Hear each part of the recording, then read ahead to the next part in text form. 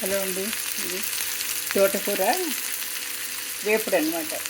తోటకూర ఫ్రై. ఉల్లిపాయలు, పచ్చిమిరపకాయలు కడుక్కొని వేయించుకోవాలి. కాస్త వేగాలన్నమాట. ఇది తోటకూర వచ్చి మా టెర్రస్ గార్డెన్ లేదండి.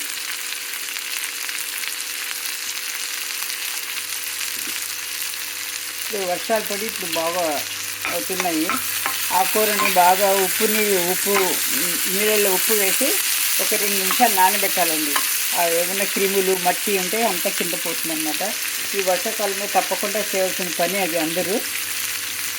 ఎందుకంటే రోగాలు తొందరగా రోగాలు ప్రబలే వ్యాప్తి చెందుతుంది కదా ఈ కాలంలో, వర్షాకాలంలో అంటు రోగాలు ఎక్కువ వస్తాయండి. దానికని ముందు కాయగూరలు కానీ ఆకుకూరలు కానీ ఏదైనా సరే నీళ్ళల్లో వేసి ఒక చెంచాడు ఉప్పు వేసి పెట్టేసినట్టు, కళ్ళుప్పు వేయాలండి. టేబుల్ సాల్ట్ కాదు,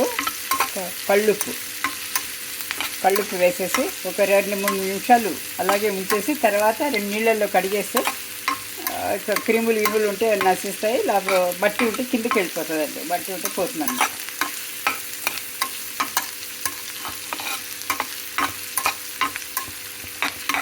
కానీ కంపల్సరీ ఉప్పు నీళ్ళల్లో కడగాలండి. ఏదైనా పళ్ళు కానీ ఏమైనా సరే. సీజన్ మరీ ఎక్కువ అనమాట.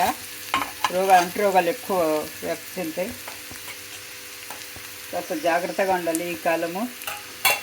నీళ్ళు వేడి చేసి చల్లార్చి తాగాలండి ఎవరైనా సరే. మధ్యలో ఈ ట్యాప్ వాటర్ అంతా కలుషితం అయిపోతూ ఉంటుంది. అంటు రోగాలు ప్రబలడానికి ఎక్కువ రీజన్ అన్నమాట ఈ టైము. మన ఆరోగ్యం మన చేతిలో ఉందండి. బాగా చూసుకోవాలి.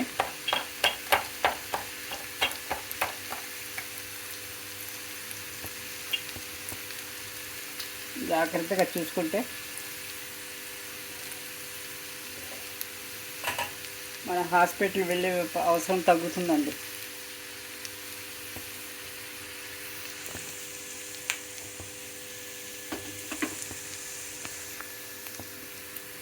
కొద్దిగా వేగినాయి ఉల్లిపాయలు, ఆకుకూర అనమాట.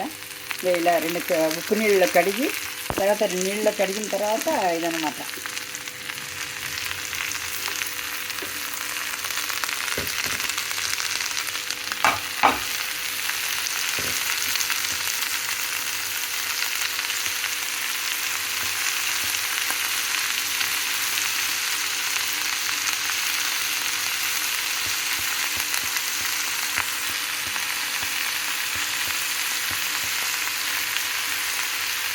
అందరూ వేడి నీళ్ళు తాగండి. గొంతు నొప్పులు, క్యాన్సర్స్ ఎక్కువ వస్తాయండి ఈ వర్షాకాలంలో.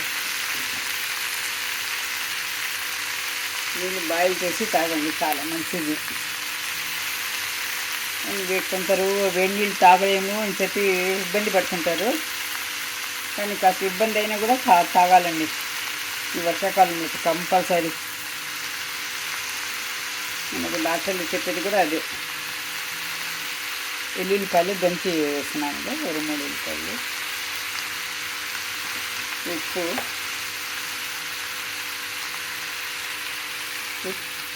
తగినంత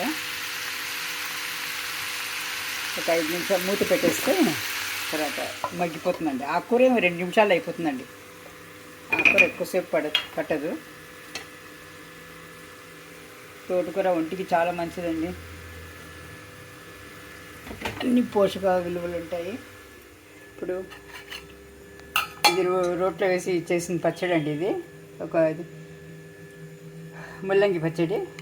తాళింపు పెట్టినాను, చివరిలో కొత్తిమీర చల్లుకున్నాను అనమాట. ఇలా ఉంటుంది చివరిలో. ఇలా కానీ రుచిగా ఉంటుందండి. మీరు అన్నంలో కలుపుకొని తినండి, చాలా బాగుంటుంది.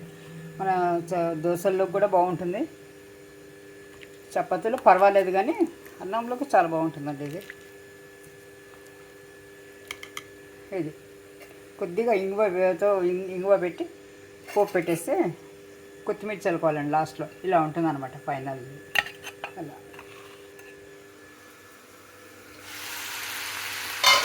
ఎప్పుడు పప్పులు పులుసు అట్లా కాకుండా అప్పుడప్పుడు ఇలా చట్నీలు చేసుకొని తింటుంటే చాలా బాగుంటుందండి. కొంచెం వెరైటీగా, కొంత మార్పుగా బాగుంటుంది. ఒకే రుచి ఒకే ఇది అంటే ఎక్కువ తినలేరు.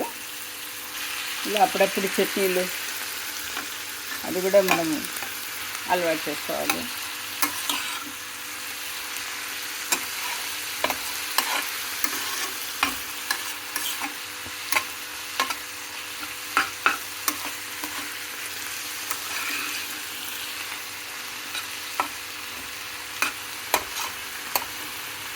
వేయిపోతుందండి. ఇంకొక నిమిషం ఉంటే వేయిపోతుంది. ఇది ఆకుకూర అయితే తొందరగా వేడిపోతుంది అన్నమాట.